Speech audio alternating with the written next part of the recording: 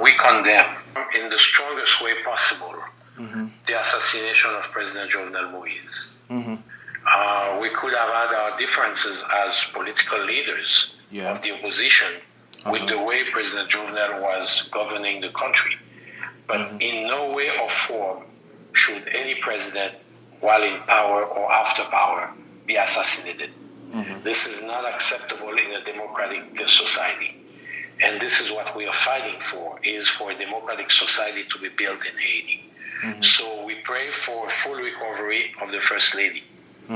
The assassination of President Moïse and the subsequent instability in the country is a dark day for Haiti today. And we need the country to work to restore stability and security in the wake of this unprecedented violence. I'll be honest with you, I don't feel the opposition today would have the capability to pull out such a well-organized mission, and I don't think at any point of time the opposition of Haiti has ever wished bad for President Jovenel Moïse. In politics, you can have adversaries, but you don't have enemies.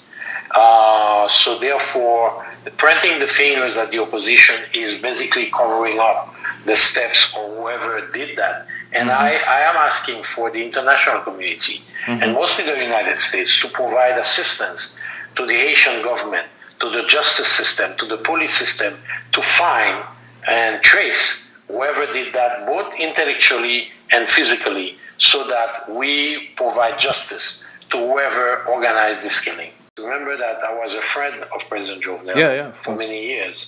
And I always admire his energy and his courage. Our difference were about decisions that were made, not about his courage and his desire to do well. It's mostly that we didn't feel that the decisions he was making were making this country richer, were making the Haitian people working more. We lost jobs during the last 15 years. At some point after Duvalier left, the Textile Assembly were enrolling 200,000 people. Today we're talking about 50,000 people. So if you look at the economic over the last, not just 5 years of Jovenel, over the last 30 years, we've been going down the slope of economic development and prosperity. And so I salute the courage of the president.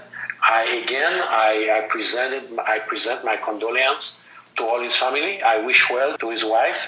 And political differences are not, I would say, personal differences.